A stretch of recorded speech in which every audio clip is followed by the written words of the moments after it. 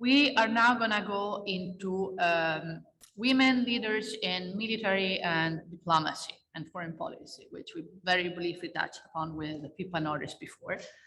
Our two main speakers are going to be Professor Stephanie Andersen. She's joining us, see her, from Wyoming. She is the head of the department of the School of International Relations at University of Wyoming. And then we're going to have Glenda Sluga, which is a professor at my alma mater. So I'm very glad she's joined us, the European University Institute in Florence. She's originally from Australia. She wrote a fascinating book on women in diplomacy in the centuries. And who's gonna begin with the two of you? Who wants to go? Maybe we give the word to Glenda because she has a more historical perspective. Off we go. All right, thank you so much. All right, so I'm not going to talk for very long, just try and make some points. And I want to take as my starting point the rather curious fact, as I see it, of the modern world, that across the ideological divide of conservatism and liberalism, that we find that more women have been appointed to political roles as diplomats and even to leading foreign affairs portfolios, long before cracking the glass ceiling of presidency or prime ministership. Even as in some countries that ceiling remains intact. So right now, in the context of the Ukraine war, for example, we have Roberta Metsola and Ursula von der Leyen leading the EU institutional response.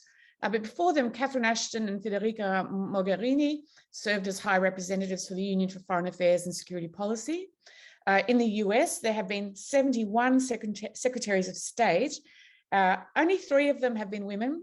Madeleine Albright, Condoleezza Rice, and Hillary Clinton, but that's 3 more than there have been presidents. So since 2014, we have also had European and other states adopting the principles of what is called feminist foreign policy. And in fact, there's a webinar on tomorrow if you want to go and find out what is being discussed about the implications of this feminist foreign policy for the war in Ukraine. So it's one of the historical arguments I want to make that's part of a new gender history of international politics, that this accommodation of women in international politics is not simply an anomalous consequence of modernity. It's contiguous with practices since the origins of diplomacy, in which women have acted as agents of cross-state and cross-cultural information gathering, alliance building and networking, and as political negotiators, even if this was not always uncontroversial. So there's a long history then to the participation of women and their profiles in this history of the politics between states. And if we needed a provocation, you could find one in a 1939 history of diplomacy by the quite famous British diplomat, Harold Nicholson, who wrote that, if there was one thing that diplomacy was not, it was, in fact, what happened in under the auspices of women in a specific site, and that is the salon. And his reference was to the salons really of the 18th and 19th centuries, where indeed contemporary diplomatic manuals argued the training of diplomats took place. So if you went back 200 years or 300, you'd find references to the salon as the site of training of diplomats. And the argument went, often on a chauvinist basis, that the French were the best diplomats, and that's because they were trained in the salons of elite women who were experts at facilitating conversation and with that negotiation. Indeed, before the modern 19th century expansion of foreign ministries and their bureaucracies populated the institution with often men of all classes who took exams, women were as likely to be named ambassadrices or ambassadresses when they were married to ambassadors. And in these roles, they could claim the prerogative of writing formal reports, observing local politics to send back to the Home Office, or running salons, which they used not simply to train men, but to negotiate foreign policy issues themselves, informally, of course, but often to influential ends. So this is the second point I want to make. that we can actually now articulate a new history of diplomacy that shows that Western non-sovereign women intervened in questions of foreign policy through the early modern and modern periods. And I say European because I haven't done the broader non-European research, which would be interesting to look at. Women's presence in international political life was both aggravating and accepted, although by the 19th century, which we know as the bourgeois century, women were increasingly vulnerable to criticism and attack on the grounds not only of impropriety for occupying public space in this political way, but also because their actions were represented as the antithesis of a new professional diplomatic and political institution, really, populated by professional men. So what happened was already across the European context and the Western context was already occurring in Britain at the turn of the 19th century under the influence of the new kind of separate spheres model of gender relations. And we know, though, that in France from the 1810s, as Napoleon's grip on French political life hardened, French salons were less likely to be places in which women could comfortably dominate. And this we know from the pen of Germaine de Stael, who was a really important diplomatic figure in the early 19th century, and I'll get to her in a minute. So in the early 19th century, while Napoleon was still in control in France, he tried to supersede political salons by creating alternative government salons. And these were run by foreign ministers. They took the form of drawing room receptions or dinners hosting visiting dignitaries and diplomats. And there were spaces in which women were relegated to the role of the maîtresse de maison.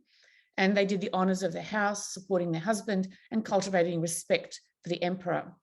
And this was not the model previously of women's place in the salon, where the salonière was the woman. But it did replicate this more bourgeois model of the role of the female diplomat. And there are really interesting resonances of this through the 20th century, indeed, in how women were brought into the diplomatic realm in specific national contexts as the wives of diplomats. Now, what are the implications of adding women in this way? Why is this history relevant?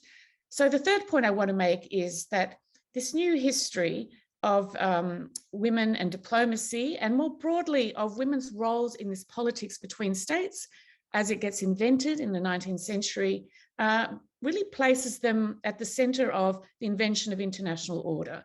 And that's an argument I've just finished making in A New History on what I call the invention of international order, which also incorporates a close study of Germaine de Stael and her role elaborating the philosophical and practical terms of the political debate about what the post-Napoleonic Europe should look like in the context of the downfall of Napoleon that she helped to orchestrate through diplomatic means.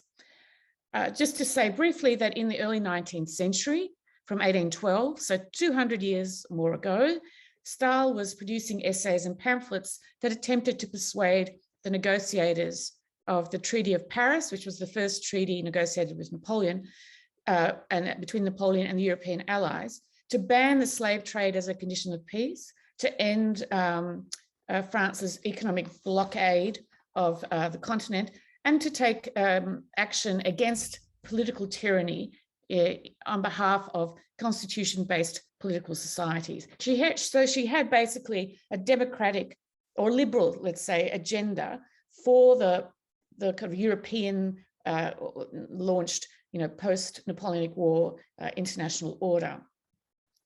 And the theoretical innovation of her view, of her version of liberty, was to represent liberalism, which was a new concept, as both universal in a European framing and socially adaptable. So it wasn't just about Britain or France, but it was a more universal principle. And she asserted throughout her writing that in fact the liberal tenets of the ideological revolution taking place were a critical part of the reason for fighting Napoleon. And in this way, she's really important in a process that an international historian called Paul W. Schroeder famously described as, you know, characteristic of this period and initiating a revolution in thinking. But he assumes this was the work of men, but in fact, she has a really important place in this. Now, for all the power of her pen, it's her salon that Napoleon acknowledged as fatal. She said, he says that she gathered in it all the partisan Republicans and Royalists, put them in each other's presence, uniting them all against me. She attacked me from all sides. So I think her role in this period underscores the symbolic and practical significance of this female idea of the salon in the story of modern diplomacy as the site of international politics, the politics between states, and as the model of diplomatic methods. On her own description, she said that it was a space where, in the spirit of enterprise, you tried to bring, you know, two parties together and find some kind of resolution in their conceptions of each other and their ambitions. So stirring in, you know, to take an older metaphor from women's history, stirring women into this history of diplomacy and international politics, I believe, gives us a new view onto how we understand the long history of ordering that's part of international politics, like gender ordering. So women are there, then they're not there, how their roles change. It also, I think, expands our capacity or the debates that are being sort of considered in the realm of the politics between states, in the sense that this liberal agenda was of constitution-based states was being articulated, as well as, you know, anti-slavery, thanks to the kind of role of women in this sphere. And there are lots of examples, I think, of how even after, you know, the rise of the bureaucratized foreign ministry, in fact, saloniers continue to take roles or what we think of as petticoat diplomacy. And there's some really good books on this in the 19th century in the US, for example. That said, you know, the 20th century history of diplomacy and the politics between states is also clearly a history of the struggle of women to be allowed into the institutionalized corridors of diplomatic activity. And this became this, you know, desire to have proper roles, formal roles in foreign affairs became a prominent part of the feminist struggle for equal work conditions and capacities. And and that the memory of women's participation, earlier participation, actually is very thin in that context. So we think of the women's participation starting fairly recently. So to conclude, I want to argue that, you know, I would have to argue on a much longer sort of scale that women are central to this history in the past, and as important as they are in the present, that they've been crucial engagers of the politics between states and a multilateral diplomacy for a variety of reasons for a very long time. And they help us understand the ordering that is part of the contemporary international order with all its challenges, and including the entrenchment of masculinity of various kinds and the simultaneous presence and absence of women that is as characteristic, stretching back into the early 19th century. And they help us to understand a broader spectrum of international thinking. And, you know, if one was to look at this in the idea in the context of the 20th century, we would have to include a much broader and variegated, you know, history of thinking about war and peace through the 20th century, of politics and violence, as well as integral parts of how we understand the history of international thought as well. And of course, there are new volumes coming out daily on this in this topic area. We can discuss that. And, you know, we return back to the kind of strange, you know, almost anomalous status of, you know, feminist foreign policy, and now formally taken up by various states, and in some cases articulated by feminist and female foreign ministers in the current context. Thank you very much.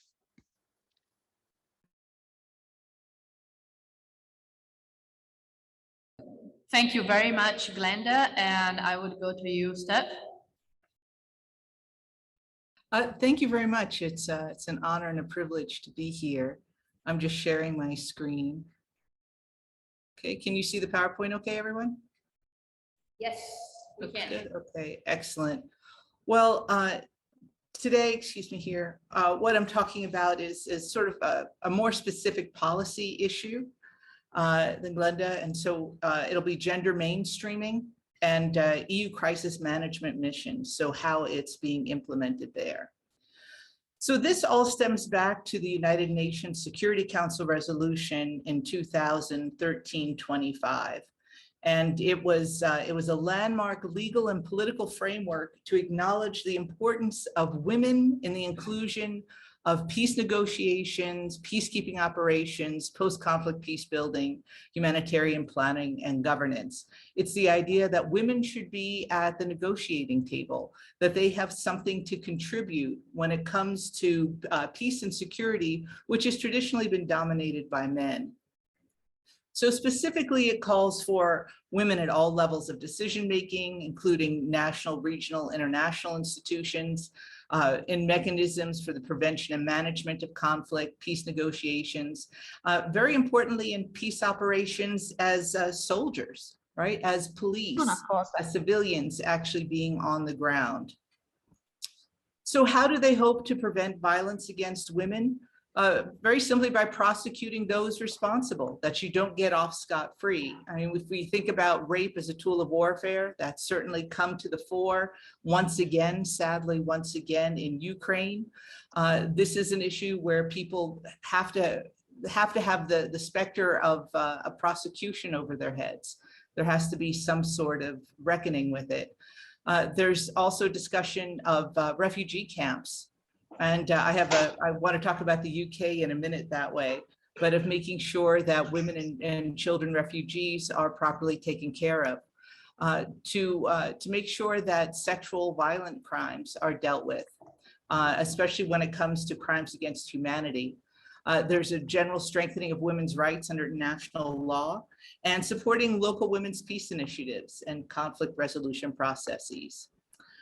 So what does it mean, gender mainstreaming? I think if there's a problem with this idea, a lot of it stems from people not being sure what it actually means.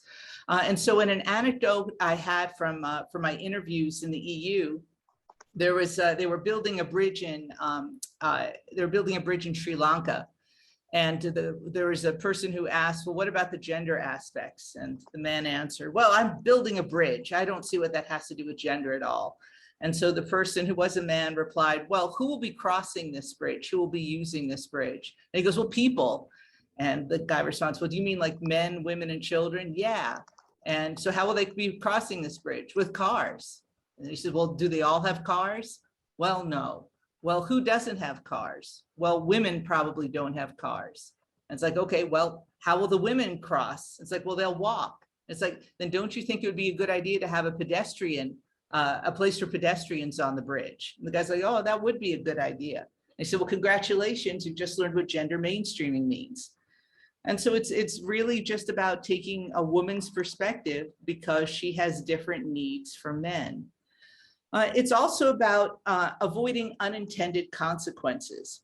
So in Afghanistan, one of the major issues was making sure that the health and safety of people overall was supported and maintained. And this meant I see there's a question. If you don't mind, I'll take that question at the end of the presentation.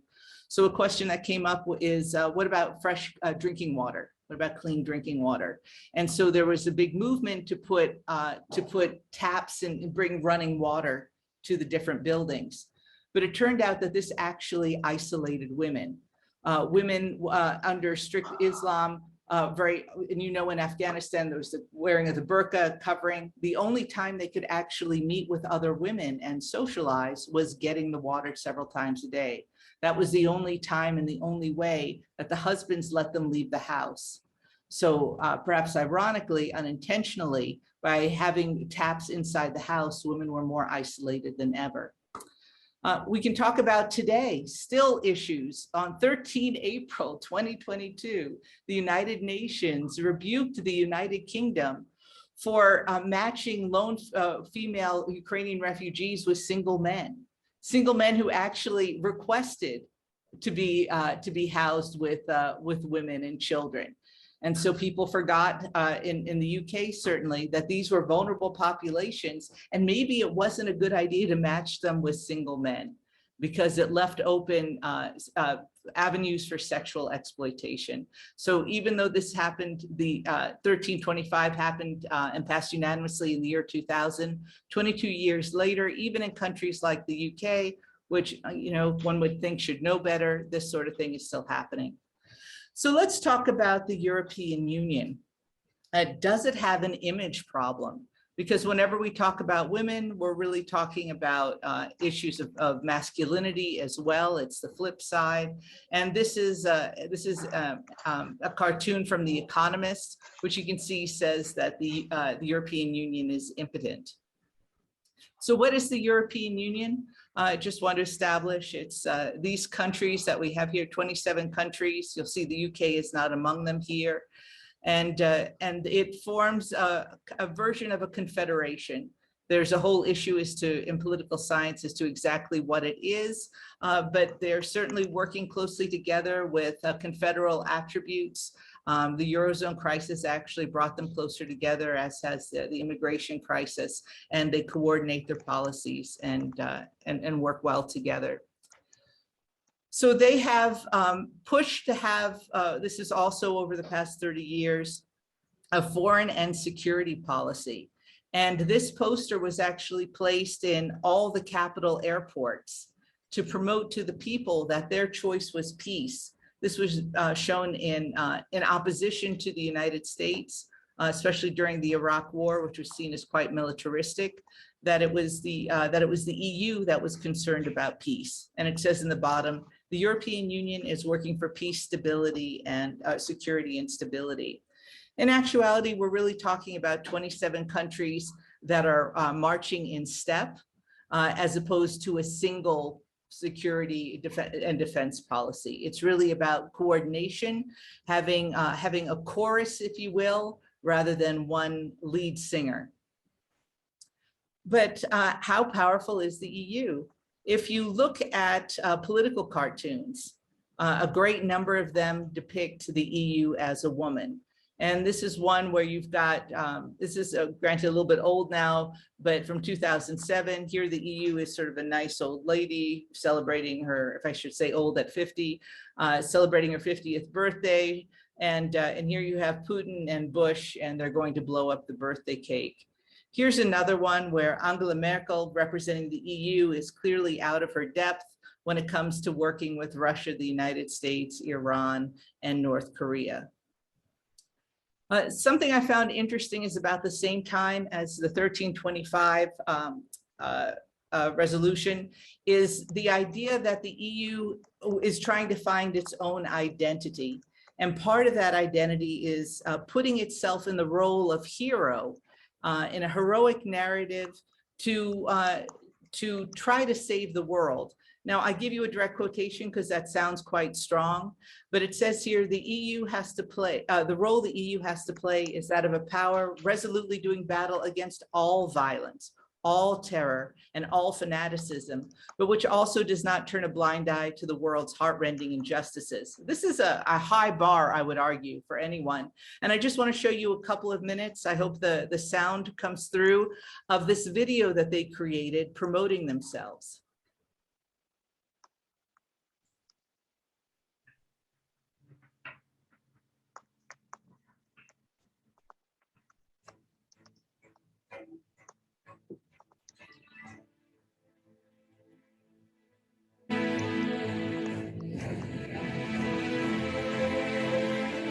This is a European warship conducting security operations in this area.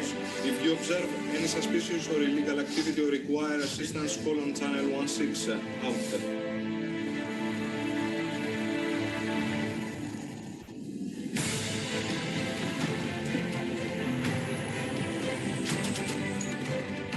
It's the early 2000s, and Somali pirates operating in the Gulf of Aden are terrorizing international shipping and jeopardizing the supply of vital food aid to Somalia. The increasing threat at sea, combined with a humanitarian disaster on land, places the EU in a tough position to act or not to act. I think it's quite clear that the EU is going to act, yes, with this. And in fact, they're compelled to. They're compelled to be a hero, a world policeman, certainly. And then I see things like this. This is from the cover of one of their in-house publications, where they literally use women's bodies to promote themselves. This seems to me a problem, just another form of using women's bodies. You can see the heads are cut off, but it shows here that the EU is tough and yet compassionate and also very progressive. Woman's holding a child at the same time she's wearing fatigues and holding a gun. So what does the EU have to do specifically to comply with gender mainstreaming? Well, at the time with the UK, all member states had to adopt a national action plan. As of 2015, only 17 had. I have to go back and double check the numbers, but they haven't grown very much. They're also supposed to appoint gender advisors to all, excuse me, this should have been, I wrote UN by mistake, all EU peace operations. They're supposed to consider the needs of women and girls and incorporate the perspectives of women's organizations. This really hasn't happened. There haven't been very many gender advisors who are in the missions. In some cases, when they choose the gender advisors, I'm thinking of one case of an Austrian woman who was an academic who taught gender and women's studies, and she was put into I'll just say in the Balkans, I won't say specifically which one, but she was sent to one of the missions there. And I have to say that her academic culture did not mesh well with the military culture that was there. And she felt that she wasn't truly consulted when it came to these issues. On the other hand, Charlotte Isaacson, military gender advisor, and she worked extremely well with the head of the mission. And in that case, because they were so close, she had great influence over him. In other cases, not so much. Gender is just another duty assigned among others in a portfolio. If the head of mission's not interested, then it hasn't been a priority. Think about this, the gender advisor is supposed to review all policy for input, but do you know how much work that is? Can you imagine if there's one person has to go through all those documents? It's just not possible. And then ultimately there's no accountability. As I said, it's a type of confederation, especially in areas of security and defense. There's still sovereignty. So just coming into some examples, and then I'll conclude. So let's talk about the learning curve. Remember how you're supposed to consult women's organizations? Well, in the case of Kosovo, they did, but the Kosovar women were very unhappy with how it worked. They say nothing is articulated in 1325. It's just dust in your eyes. They're misty words, checkmate words, and nothing else. You can see this other quotation, I'll never go to another conference because it's just talk. So what is the problem? Well, there's a theoretical paper by Huffner, Burton, and Pollock, and they say that gender mainstreaming only works with hard incentives, that this isn't a question of carrots, there has to be a bureaucratic stick. And if you don't have, it's really difficult to do the stick in this area, again, because there's so much sovereignty in the areas of foreign and security policy. I think well, that's a serious issue. I think the bigger issue is ignorance and socialization. There's a real misunderstanding as to what 1325 means. Is it equal pay for equal work? And that's what people think about. There are different views of prostitution in different, it's legal in some European countries, it's illegal in others. There's the idea that boys will be boys, it really doesn't matter.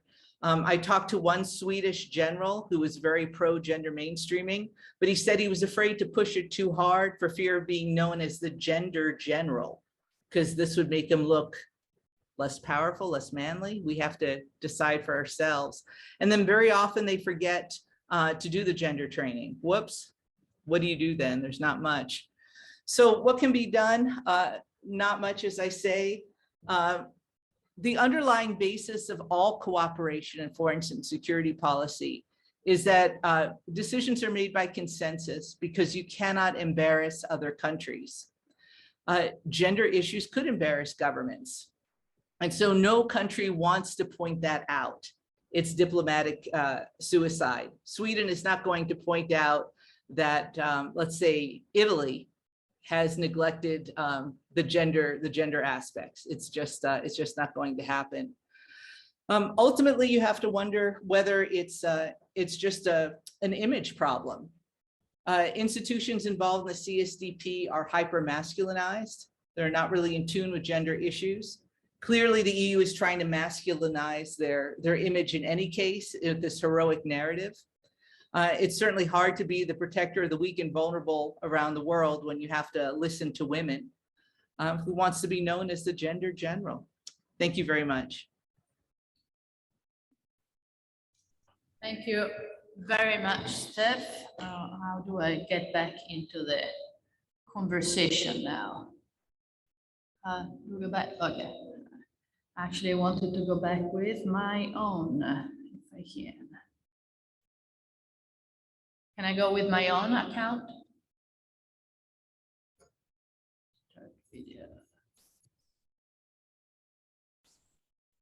Can you see me?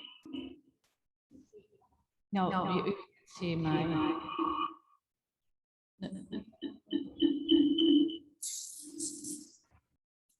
I'm trying to.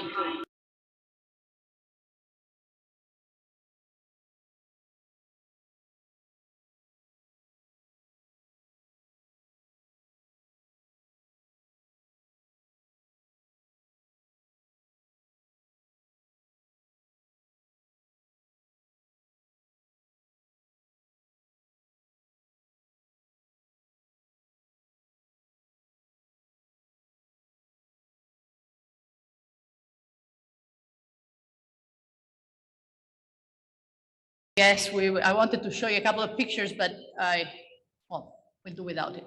Anyway, just a few remarks on top of what has been said so far, which goes well in it. As Stephanie said, this is a question of image as well, and gender mainstreaming. So remember at the beginning, I was mentioning yesterday's debate between Macron and Le Pen. But the same can be said of a 2016 debate between Trump and Hillary. The level of condescendence and mansplaining that came from the part of the male candidates, which therefore has nothing to do with their political message, is just how you frame the message. It was huge. It was huge in 2016. It was huge yesterday night. And this is a major part of the problem. So especially when you are, I also told you that we started this whole project when we started preparing for training Afghan women. And we realized that they couldn't train them in the same way we would train Afghan men. So let me share on the top of what has been said, a few challenges that are some specific to women leadership in general and some specific to women leadership in international relations. So first of all, how leadership is perceived. It is a commonplace, but it has to be stressed all over and over. An assertive man is cool, an assertive woman is big. All right, or it's aggressive. So why is it okay for men to be assertive and is not fine for women to be assertive? Dressing. I'll tell you a little story. When I was preparing for the first training for the Afghans, I asked to go to Afghanistan because I thought I can't organize a training if I've never been to the country and I never talked to our stakeholders. So first of all, the foreign ministry in the beginning refused. Oh, no, it's dangerous. You can't go. So I'm persistent. I got my way. And of course, I got my way by dragging the president of a national Institute for Public Administration with me. So I would be with a man. And of the two of us, I was the one who, as a condition for going, had to take a security training. Okay, I go for the training. And the training was most boring thing I've ever done in my life. And it had one message: dress humbly. Okay, so here we get in Kabul, and I'm very humbly dressed. And this is super inappropriate.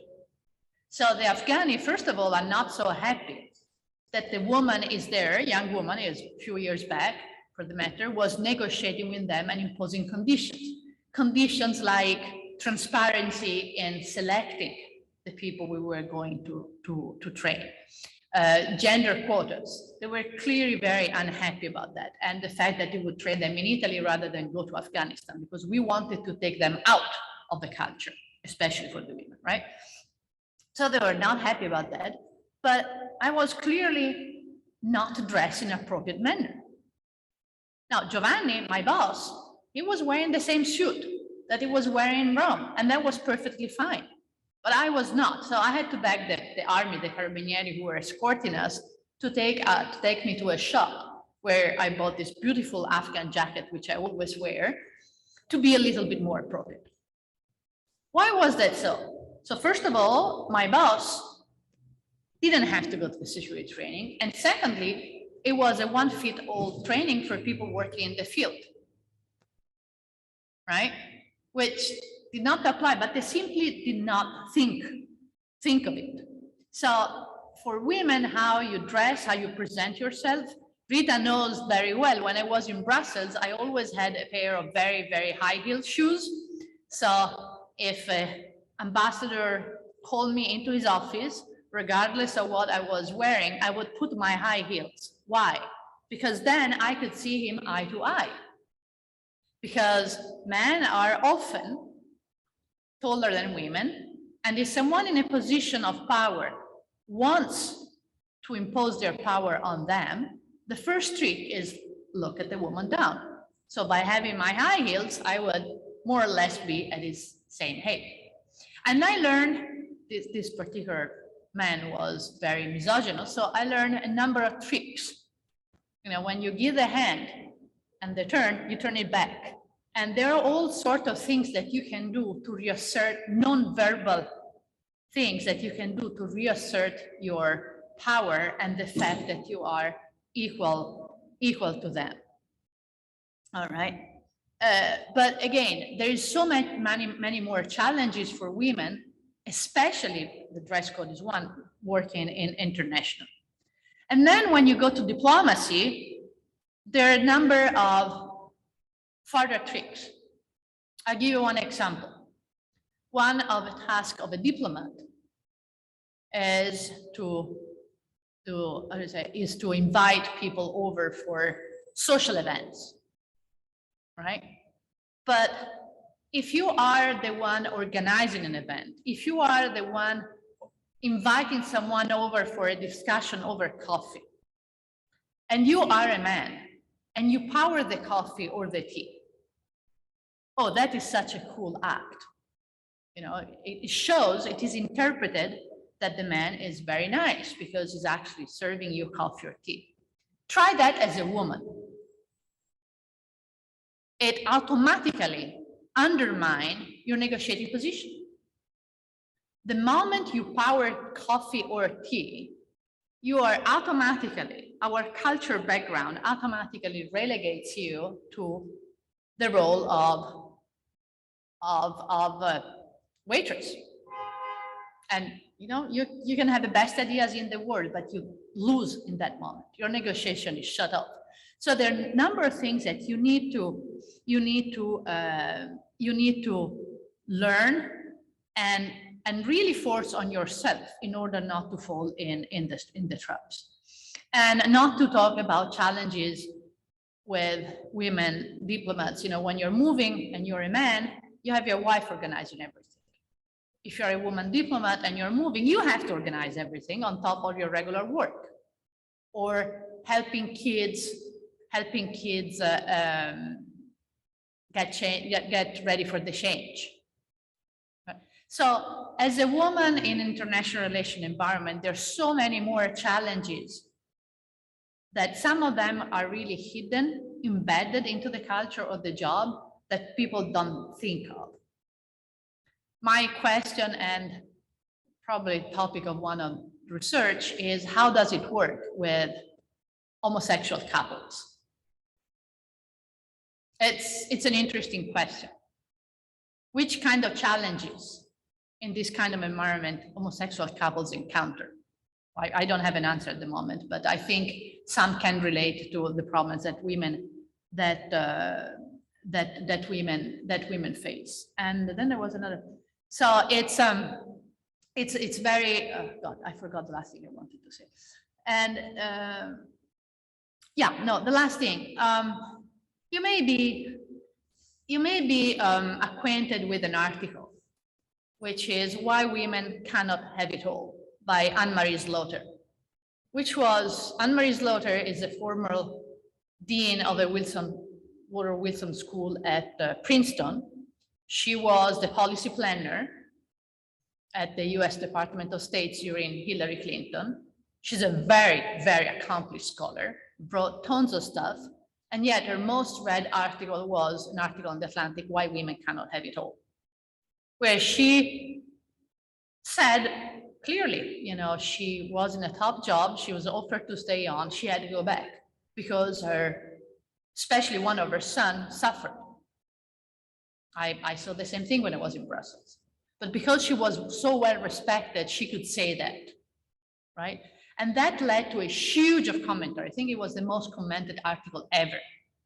And then her husband, Andy Morazovich, wrote an article saying that he basically gave up his professional life for her. I was like, oh, come on, Andy, give me a break. You're the most published scholar in European affairs, you know. And then I thought about it. Yes, but most of his publications, most relevant publications, were actually before Anne-Marie went into the public sphere. And because they were so good, he still has that name. But if you look at it, yeah, his productivity decreased. So here you have an example of a very bright man, you know, also relating to the question, are there men who actually helping? You know, it's given, taking a step back for their wives, but at the moment you're still a small minority. So it's just a little bit of food for thought in adding to what you said, and I would open with the Q&A.